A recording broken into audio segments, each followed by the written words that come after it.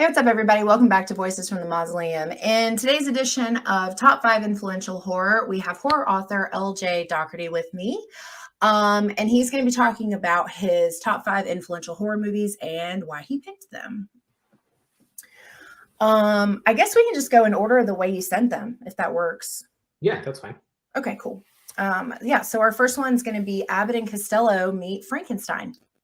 Yeah, so I love this movie. Yeah. And I find that there's a big group of people who've never seen it. So I always like to take an opportunity to talk about it whenever, I'm able. So for anyone who's not familiar, right, Abbott and Costello, they were a comedy duo in the 40s and 50s. Specifically in the 40s, like during World War II, I guess. I think they were like the biggest, comedy team in the US. So they were huge at the time, right? Yeah. And eventually, like as we came to the end of the 40s, like it started to wane in popularity a little bit. But from about, I think 1948 to like 1955, like mid 50s, they started doing these like Meet the Monster movies. Yeah. And this is the first one, right? Is Meet Frankenstein. So it's an awesome film. Yeah. I think one of the reasons I really, really like it is because it's mixed genre. Yes. Which is something that I absolutely love. Yeah. So you have, because it's a horror comedy, but it's kind of like there's horror elements and there's comedy elements, right? But the horror elements, they do it pretty serious, right? They at least as serious as they did with the Universal monster movies, right? Yeah, for that time frame, yeah. And the other cool thing is, Bela Lugosi comes back to play Dracula, which actually it's the only the second time that Bela Lugosi played Dracula. Okay. When they kept doing the other Universal Dracula movies, they replaced him with somebody else. Yeah. Yeah, so he came back to do that, and then Lon Chaney Jr.'s in this, who played the Wolfman in all the Universal horror movies. So, yeah, it's a cool movie. It is, and I fall in the category of people that had not seen it. I knew it existed, and I knew who they were. They remind me a lot of like Red Skelton's sense of humor, which I love. Like just very silly, simple, like clean humor that's just like goofy and fun. I really loved it. I didn't know what to expect, but I assumed it was probably going to be pretty cute. And I'm actually like a huge Frankenstein's monster fan. Like I really I've seen all of the original Universal monster movies. I've seen remakes and redos and shows and things from all of them. And I was really excited that this was on your list because I don't know how long it would have been before I'd seen it otherwise. But yeah, it was really cute. You'll have to check out, if you liked it, you have to check out the other ones they did. Mummy and Invisible Man. And Dr. Jekyll and Mr. Hyde. Okay. The Mummy one's probably the second best one after this. Okay.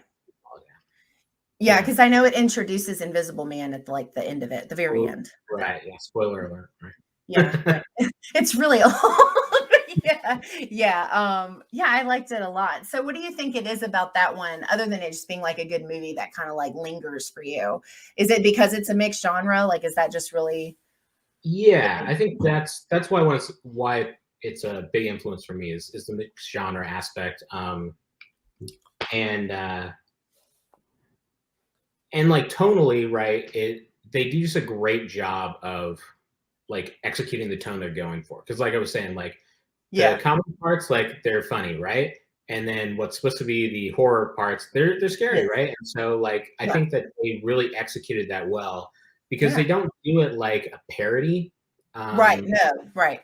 It's not like that. And so like I think that's, you don't see a lot of movies that are like that, I think, that aren't like either like strict like comedy or parody or something like that in the horror genre.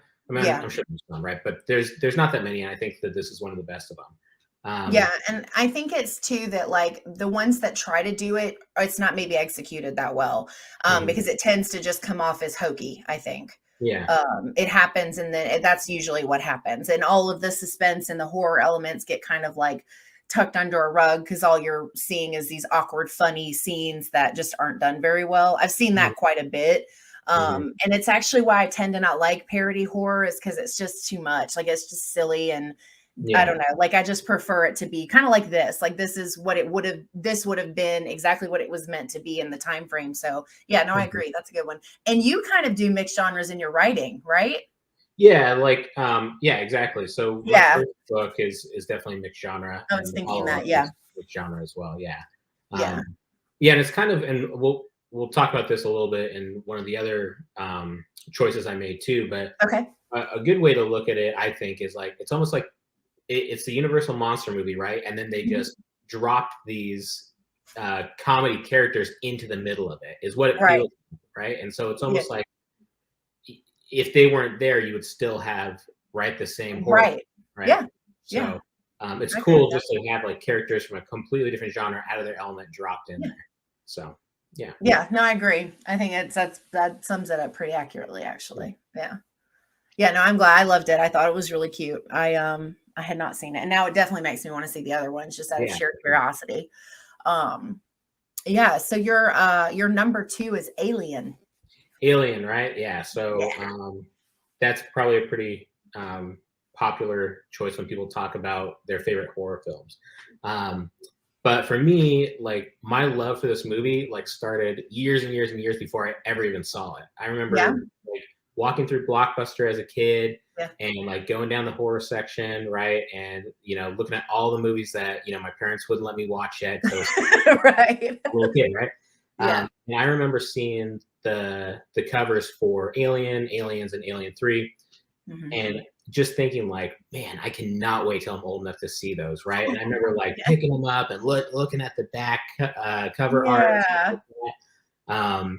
So like the whole H.R. Geiger or Giger, I'm not really sure how to, I would say Geiger, but his design work, right? Who for Mhm. Alien, I've just been in love with for forever. Yeah. Um, it's just so unique, and the creature, the aliens in those films are very different than most other alien movies, right? Right. And Right. they're not humanoid in any way, right? They're Correct. Right. no Yeah. monster, right? Yeah. Um, Yeah. so it's very cool, and um, anytime you see the alien, it's just so good. It's so good, and like there's so many points where, like as an audience member, like I think the best example. So there's the scene where, uh, the alien's out, and the crew thinks it's still this small little creature, right? Like cat size, Right. like chest burster thing, right? Yeah. But obviously it's much larger. It grows rapidly, and so there's Yeah. this shot where like the character is like a flashlight or whatever. He's like looking kind of up in the rafters in this area, and as an audience, you see something there. It's not moving, Right. but you see the alien hanging there. Mhm. Um, but the character doesn't recognize it, and it's just so good, right? And Yeah. just that design being so like, you know, uh,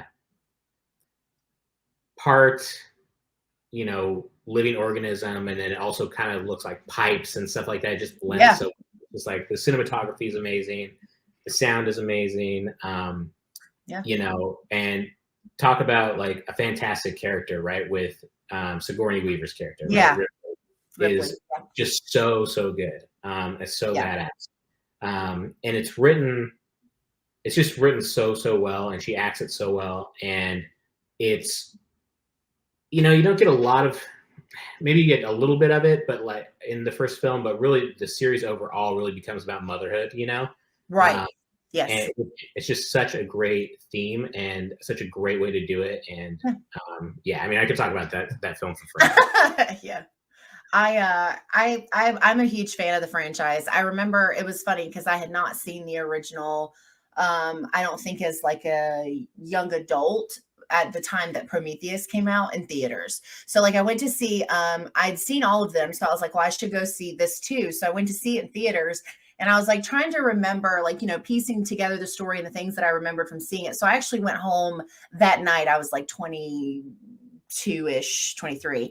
And I went home and I was like, I'm going to watch the original. And I remember thinking about the fact that like I'm so glad that I got exposure to it when I was a lot younger, because it's so there's so many parts about it that aged really well. And then there's like a couple of parts that like didn't, that kind of made me laugh a little bit. And not necessarily like a negative way, but I just remember going back and getting kind of story wise and like the slower burn of seeing things as they kind of progress at a slightly slower pace. I appreciated that a lot more as an adult than I did probably when I originally saw it. Because it is a slower, the first one's a little slower, like as far as, but it kind of puts you in the mindset that the crew is in. It's like they don't know anything. They haven't been exposed to anything, haven't seen anything yet. And you're kind of experiencing it slowly as they are, which I think is much more effective to me as an adult. Like I realize that was probably done very intentionally.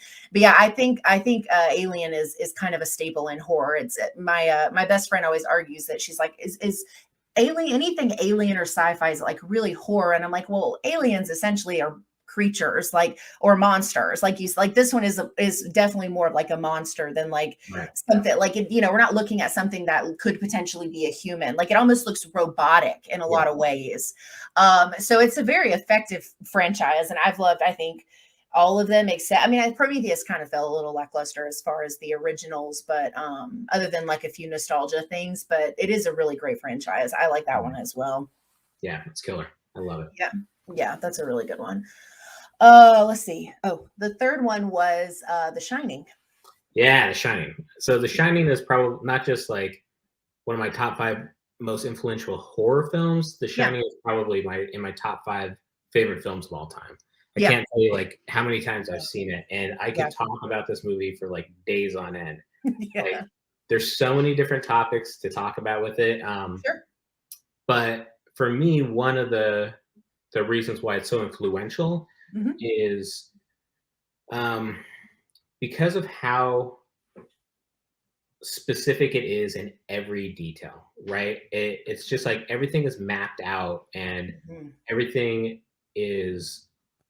it can be taken 12, 13 different ways, right? And every time you watch it, you get something new out of it, right? And I think that's why for me it's so rewatchable, because it's like a new viewing experience every time, and you pick up on different things, and it's fantastic. And I think that it's one of the rare cases of a film being better than its source material. Personally, not everyone's going to agree with that, but that's how I feel. Well, sure. Yeah, and really, like, I think that the best parts of the film, most of the best parts of the film, are pieces that Stanley Kubrick came up with, right, or added in the book, which is really cool. But he was kind of known for doing that, right? Taking source material just in general, kind of making it his own. Yeah, exactly. Shining wasn't the first time or the last time that he did it. Sure.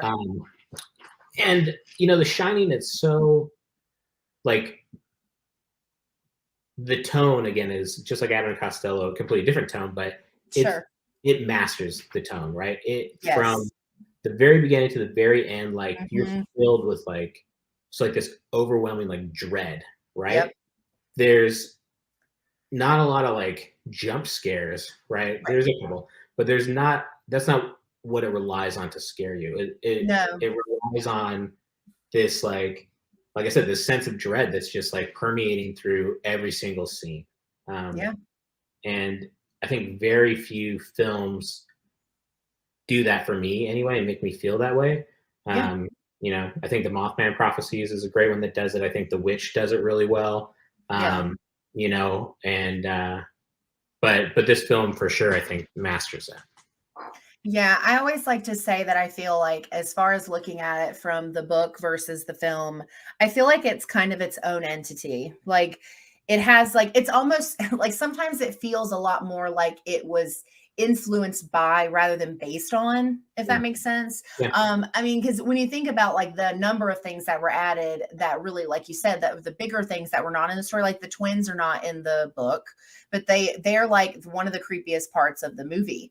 And like, I don't know, there's a lot of pieces like that for me that I think were a really good addition as far as like being effective and kind of making it this new experience. But I think like one of the things that I feel like it does so well is that gradual feeling of isolation. Yeah. So like you, I mean, you feel like you are trapped with these people, like you're in the comfort of your own home. And I feel that way even when I watch it now. We actually watched it on Halloween because my husband swore that it was like the most boring movie he's ever seen. And I was like, it's not boring. And I was like, we have to rewatch it. So we rewatched it and he ended up loving it, which I figured was going to be the case. But it just, even now, like when I watch it, I'm just as uncomfortable as I was, you know, the first, second, third time I've seen it.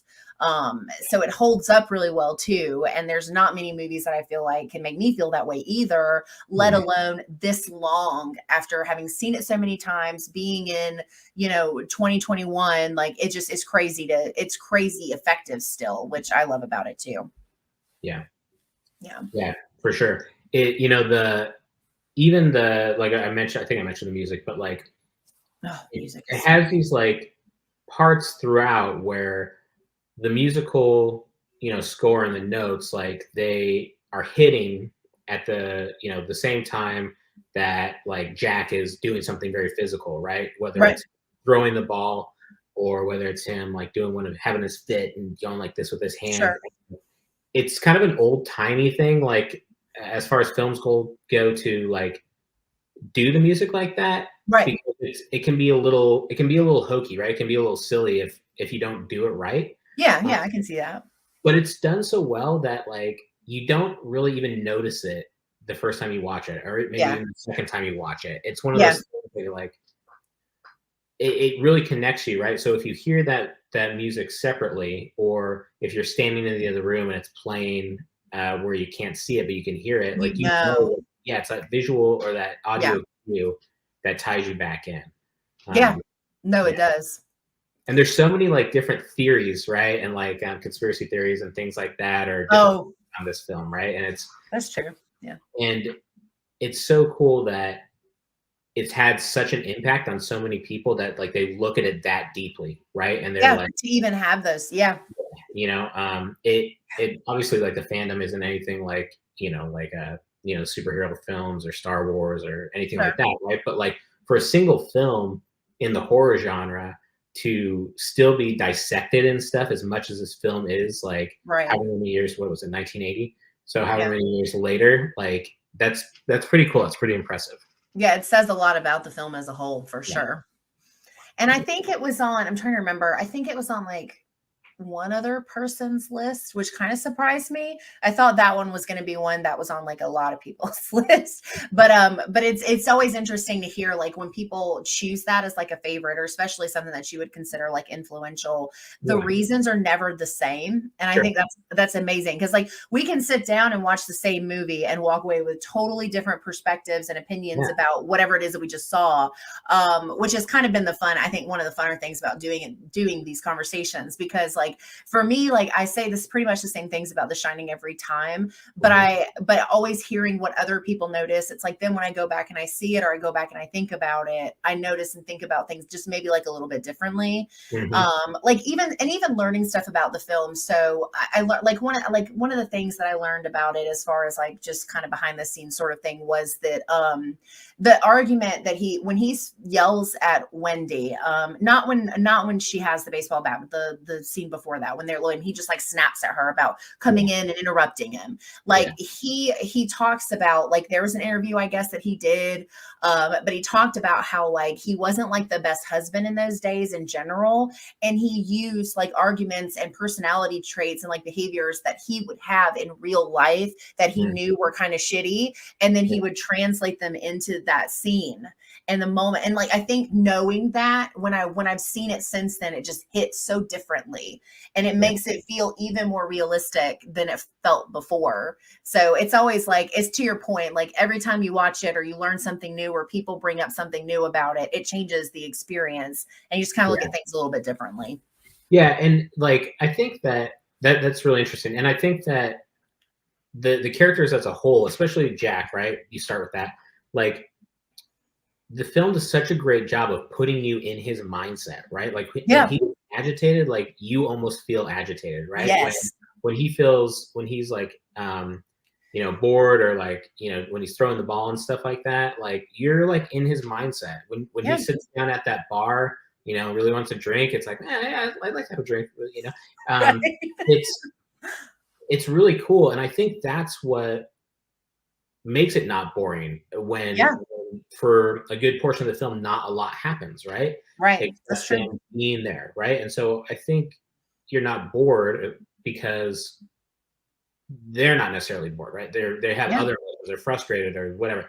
And Yeah. so it does such a great job with that. And I think that Shelley Duvall is fantastic in that movie. Yes. Like I see that role and her performance get a lot of hate, and she's fantastic, and like I love how she played the character. She did a I great job. love like how you just feel so bad for her, right? Like he God. was so terrible to her in that movie, Mhm. and like just that, like that's the horror piece, right? Even though like you're kind of, I guess Jack is like the protagonist, right? He's the main character, but like Right, but the yeah. horror piece comes from her point of view, right? More so than Mhm. anything else. A little Yeah. bit with the kid, but like mostly from her, and like, and the Yeah. horror is for her is her husband and being there with him, right? It's Stuck. not Yeah. all the other stuff. Um, Yeah. he's really the scariest thing there, you know. Yeah. Yeah. And it's funny because like I think I had this conversation, something similar to this with someone else about this concept of like, when they redid The Shining and they did, obviously like it's all different people, but the newer one, like one of the things that we were talking about was how like I don't know what you call it, but just like I guess how Hollywood, the people in the film looked. They didn't look like normal people. I don't know, I can't remember the woman's name that plays Wendy in the newer one, but she's not. I guess my point in bringing that up is that Shelley's like way she looks, everything about her, it was her demeanor, the way that her physical appearance, like I mean when she was terrified, her eyes, like it was just all of those pieces. And if she had been some, really over the top stunning woman, or had just been this very well put together woman as far as like, super aligned features, I don't know that her portrayal would have been as effective because I And feel that's like how, it played a role. yeah, and I totally agree. And that's how she's portrayed in the book, right? Like she's Right. in the book, she's portrayed as being like, of movie star beauty type thing. Yeah, And a very strong, confident, and it's the exact opposite in it the is. film. And I think that was the right choice because like Yes. it helps with the horror element, Mhm. and it's just more believable. It's like someone who's been in that relationship with crazy Jack Torrance and everything that's going on. Like Yeah. I feel that that's how she would be, right? Like she's like worn down, right? And you Yeah. can read it in her face, right? And Yeah. every line she says, right? It's like Yeah. she's just trying to keep it together. I think her performance is phenomenal. Yeah, I think so too. I really agree with that because I think she was what that needed to be in that role. And I think like that's just something that it's just so much more, I don't know, relatable. Like, and then even learning that there were some issues in the past and like, I don't know, like she's just, to your point, she's worn down and she just tries so hard to still be this like perfect wife. This, I'm going to bring you lunch while you're working and I'm going to go and sacrifice, like, we're going to go stay with you and we're going to do this as a family. Like she's still trying so hard to be what she thinks she should be, even in a situation where he doesn't deserve it. And yeah, I agree. I think that's perfect. She did a great job Yeah. for sure. Let's see. That takes us to 4. Oh, Devil's Rejects. The Devil's Yeah. Rejects.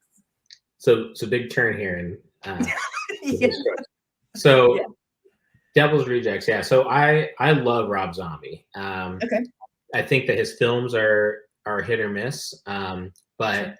they but they're all very distinctly him, right? Like he Yes. definitely has a voice, and if you didn't know it was a Rob Zombie movie, you'd know it was a Rob Zombie Right. movie, right? Yeah, I agree. Um, Yeah. and this film is one of his best, I think, and it was the first film of his that I'd seen. I hadn't seen House of Oh. a Thousand Corpses when I first saw this. Oh, okay. But this is the other film that I was talking about that is mixed genre, right? Right. this is a movie. I feel it's like it's not really a horror film, right? In a way, Yeah. it's like a crime film, right? Yeah. It's like you took these horror characters and pulled them out Yes. of their horror movie, and And then you yeah. dropped them into Bonnie and Clyde or something like Yeah. that. Yeah, I And can see that. then you get this like weird hybrid then because they turned it into a horror film, right? Because Yeah. of what they do. Right. Um, but it's more like I don't know. It feels more like I said, Bonnie and Clyde or Sam Peckinpah or something like that. Yeah. And it does the first film, right, which is much Hmm. more kind of zany and colorful and like Yes. more not as grounded feeling, right? Yeah. This feels real, Yeah. and it's just dirty and grimy and dusty. And Yeah. um, when I first saw it, I saw it when it first came out, and I think this was probably one of the last movies I rented from Blockbuster when they were still around. Oh, okay. But when I first saw it when it first came out, like when I was watching it, I felt like I was doing something wrong, right? Like it's just such a mean film, right? It's really Yeah. really mean in a lot of parts, and Yeah. it it makes you feel dirty for watching it, kind of, Yeah. like I can see. it Yeah. No, I agree. Yeah. uh, and it somehow maintains again like this great tone throughout, even though you've got these really really dark, sadistic, mean parts, and then you Mhm. have comedic parts, right? Yep. And they're able to make that work. Yeah. So one of the reasons it's so influential for me is it somehow is able to take these characters who should just be despicable characters, and they are despicable characters, right? Sure. Right. There Right. should be characters that like you're rooting for, like, oh, I hope they die in the next scene or whatever. And by Yeah. the end, you're almost not wanting to see them die, right? You're almost Right. wanting them to get through it. Somehow get out. Yeah. Um, and it's just so weird because you think about it, or I think about it, and it's like, why? Why would I want these characters to survive? Right? They're terrible characters. Yeah. Um, Yeah. but the way that the film is done, and like the introduction of the uh, the sheriff character that William Forsythe plays, Hmm. he's like on that same level, and as the antagonist in the story, really like it almost forces you to root for the Firefly family. Yeah. Um, it's so interesting, and I can't think of a lot of other movies um, that are like that can Mhm. make you Yeah. root for not just the bad guy, right? There's other movies that you root for the villain, the anti-hero type of thing, right? Yeah. This like actually makes you not want to see violent, sadistic, like psychopath killers not get their comeuppance, right? Yeah, and it does make for like a fun, like a unique but kind of fun feeling too, because it's kind of like it's not quite as deep, but it's kind of like becoming like once you become an adult or like you reach your 30s, like when I stopped really being worried about like the Freddy Kruegers and the Michaels and the Jasons. You're just kind of like, yeah, but I'm fine that they kill the people that they kill. Like you kind of but it's kind of a different type of rooting for. Yeah, But it's like the only thing I can think that would be similar enough to that was be like when you see movies like that and you're like, yeah, like the killing is why you watch it because it's like you get it. You're like, I'd probably, you know. But yeah, no, I agree. I think I actually saw this one before I saw House of a Thousand Corpses as well. And I think it was kind of weird going back and watching mhm, the other because that one is very like from the moment you get in, it's like that insanity of like just everything that's going on. And this one is not slower by any means, but there's just I guess because there is that little bit of a different way of telling the story and like those comedic moments, it kind of breaks it up a little bit differently. yeah, But I think I felt very unprepared when I went to see the or when I saw the other one. mhm, But I like them both. I think the only thing he's done so far that I was not a big fan of was the Halloween remakes. mm. Um, But I really like him, and I think he's, I've seen, like, a ton of interviews with him, and he was on Eli Roth's, like, History of Horror, and, like, I like listening to him talk about horror too, and just things that, like, Yeah, he loves and what he looks for, and, because I feel like some of that stuff kinda surprises you. It's not quite as, grotesque as you might think it would be based on some of the stuff he's done, but that is a good one. That's one that lingers. I think they both do. House of a Thousand Corpses and Devil's Rejects lingers, for yeah, sure. yeah, absolutely. And it's like I said, it just makes you question, right? Your viewing thought process, right? Yeah. Which Yeah. is it's just so cool. And like Yeah. as a writer, that's so intriguing to me. Like, Yeah. how do you get your audience to feel the way you want them to feel without Yeah. them knowing you're making them feel that way, right? Yeah. Um, it's cool. Yeah, and I'm always impressed with reading something or watching something that can do that, because it's like you in the moment, you don't even realize that it's intentional. It's like, way after the fact that you were like, "Oh, I think I was supposed to feel that way when Hmm. I watched it or read this," and yeah, no, that's a good point. I wouldn't have the slightest idea how know how to do that, but it is impressive when people can do it, because I feel like it's a very fine line to walk between, like, it being super obvious what you're trying to do versus, like, these subtle feelings you can invoke in your Yeah, readers or your viewers. So, yeah, that's a good point. That's a good point. So that takes us to number 5, It Follows. it follows. Yeah, I Yeah. love this film.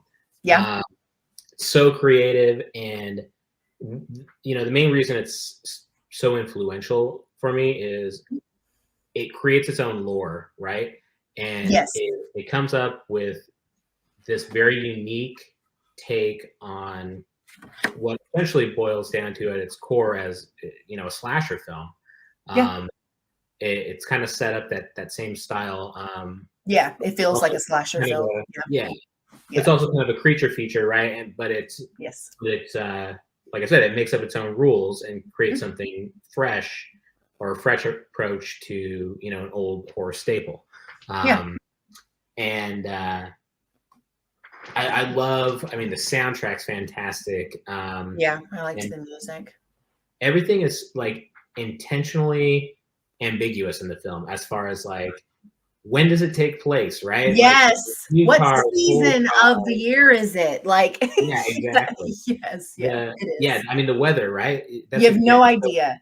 Yeah. like all the characters during the day are like wearing like long sleeves and jackets, but then they'll be swimming in the pool. Or Right. at Exactly. night they're hardly wearing anything, right? As if it's Yeah. like 80 degrees out or Yep. something. It's so creative, and like um all the TVs are all black and white box TVs, Yeah. and no one has a cell phone except for the girl at the very beginning, like That intro scene. runs But out of her house. yeah, but you're not even sure, does that happen before the main story, after the Right. main story, right? Yeah. Um, and but then they've got like the little e-reader, like compact thing. One of the characters, Yeah. it's really creative. Yeah. So I love that about it, and that it kind of creates its own lore, like I said. Yeah. And again, like some of the others, it sets it up and so that as a viewer, you are constantly like scanning the background, looking at every actor, extra, to see is that Mhm. person, is that it, right? What we're And looking for, right, yeah, yeah, and yeah, so it really keeps you like literally on the edge of your seat, like paying attention to not yeah, just the plot line, the dialogue, and what's going on, like in the forefront of the screen. yeah, It's forcing you to play detective, and search out everything that's visible, like on camera. yeah, yeah, It Follows is one that, like, so I've seen it, I watched it once, I've only seen it once, it wasn't one that really was, like, a big favorite of mine, but I can honestly say that even given that it's not one that I would just be like, "Yeah, let me watch this because I love it so much," there's a lot about it that I respect. And I think that the storytelling method, including the things like you said, intentionally being ambiguous. You don't know when it's happening. You don't know why all it went from hot and cold so fast. Everything looks like we're in the 70s, sometimes 80s. Like you just can't really tell. And I think that all of that, what it does to a viewer, I think is effective. And I think like I really did kind of like that part about it. I Mhm. think Yeah, it had some really good, like, uncomfortable moments too, and I think anytime you're talking about something that has to do with, like, something that essentially can happen through intimacy, it's always, like, a little bit more like, that's a very uncomfortable notion to, like, think about as far as, like, what how the story plays out and what happens to her kind of without her knowing until it's too late, and I like a lot of elements about that one a lot, and I know a lot of people that really like that one as well. It Yeah, Follows has kind of got a bit of a like a cult following. Like yeah, it's one that I feel like a lot of people really, really, really like. So, yeah, um, but yeah, I like that one too. I like parts of it rather. I think it probably warrants a second watch, to be honest with you, just given those like hidden things about it or things that I probably didn't pick up the first time I watched it. hmm Um, I mean, I remember not being like super scared, but I don't think it's meant to be like that type of horror movie. I think yeah, it's meant to be something that just makes you, it's very atmospheric. It's very like, this, you don't know what's going to happen or how long it's going to take or when it's going to show up, and you can't hmm really see it unless you're the person. And it's got a lot of moments like that that do make it a good horror movie. yeah, And that probably is part of my issue. I probably went into it thinking it was going to be something very different, and then I didn't really think about it afterwards. But yeah, yeah. that one's I would agree. Like, it's not necessarily super scary, and it right. doesn't have, like I said, like with The Shining or whatever, where you have that like that overwhelming dread feeling. It doesn't have that either. Right. No. It's fun, number one, and I think it revels in Yeah. like the characters and it being an enjoyable, fun film. And Yeah. but yeah, so less dread, more like I said, I think like detective work. Like you're like Mhm. trying to figure it out. Yeah. It's good. Yeah. And I think it starts out too as a very like it sounds like it's a very simple concept, but hmm kind of as our like main characters are learning more about the situation, we're kind of realizing too as an audience that like it's really not as black and white as it started out to be. hmm Because like, when he's at the very beginning of the movie, when he's got her in that chair, he's like, all you have to do is this. It's like, Right. yeah, okay, but like also not that's not the case because it's not that simple, which is good. I always like I don't like to know everything up front, and I don't want to be able to predict every little thing that's going to happen. I'm hmm usually like turned off by stuff that like is so easy to predict because it's just so simple and like common. But like I feel like this is one where you feel what they're feeling at their pace. You're not at the end of the movie 15 minutes in. You've got the time that they're putting into it. You're kind of getting into it. And I like movies that do that in general. I think that's a much better overall experience than already knowing every little thing that's going to happen and being able to predict all the tropes. And, so hmm I did like that. It is very unique. It's creative, exactly like you said, Yeah. 100%. Yeah. Yeah. Well, cool. That was your five. That's Those a are my good thoughts. list. Yeah. Thank I you. love The Shining is one of my all-time favorites as well. So I was glad to I'm always excited to talk about that one. I know a lot more about that one than a lot of other like horror films. Yeah. So yeah, that's a good list. So yeah, so I only well you've got I know of two books, but if you want to just kind of talk about Yeah. what you write, what you love to write, what you are excited about your writing, just kind of Sure. Yeah, so earlier this year in January, I Mhm. published my first book, Beasts of the Caliber Lodge, Okay. and it is a what I refer to as espionage horror, Yeah. so mixed genre, Yep.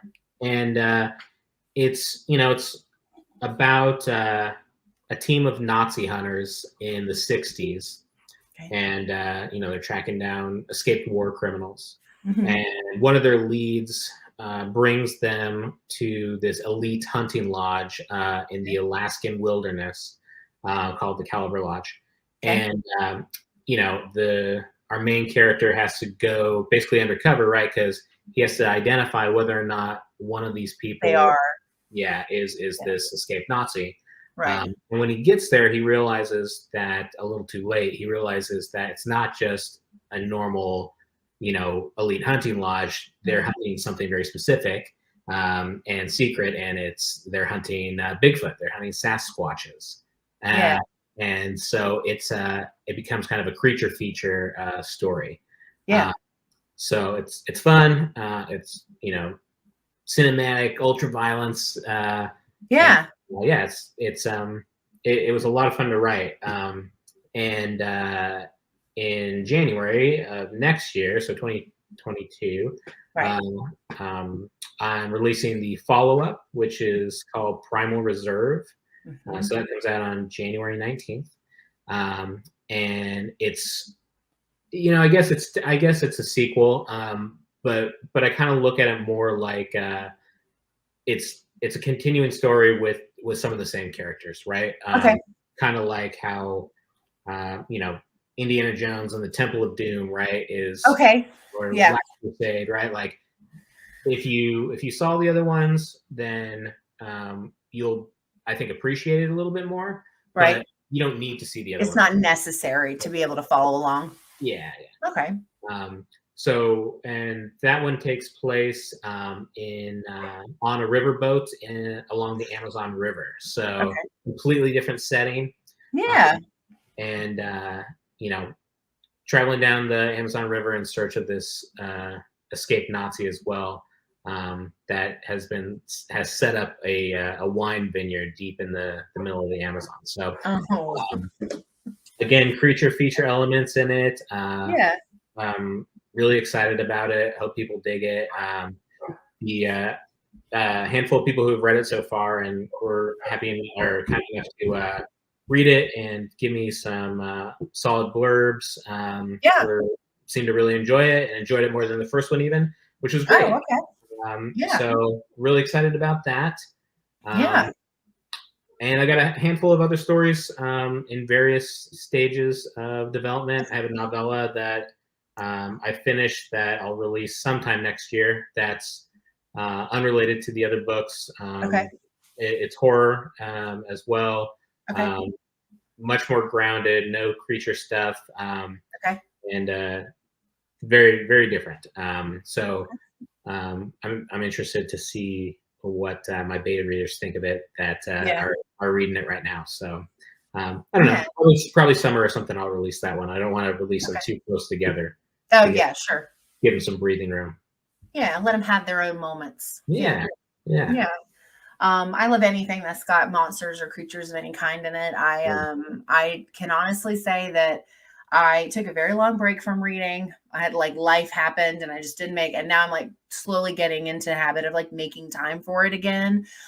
So I do have the Caliber Lodge on my list. Oh, nice. And I think honestly like what I thought was was the concepts of like this kind of like the like I don't know, like the mixing of the two is very interesting to me. Yeah. And I think yeah, the concept of like Sasquatch hunting is super appealing too. I don't it just is like I kind of I did a video on we went to there is a Bigfoot museum about like an hour and a half from where I live.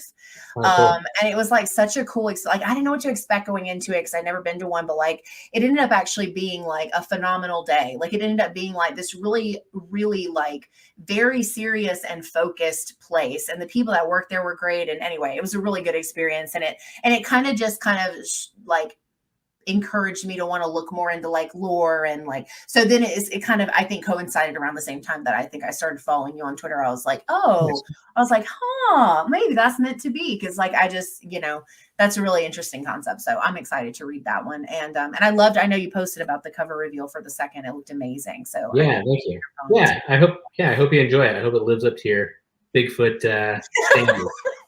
Yeah. No, I'm excited to read it for sure. Cool. Well, yeah, I'll put a link to your well, let's see.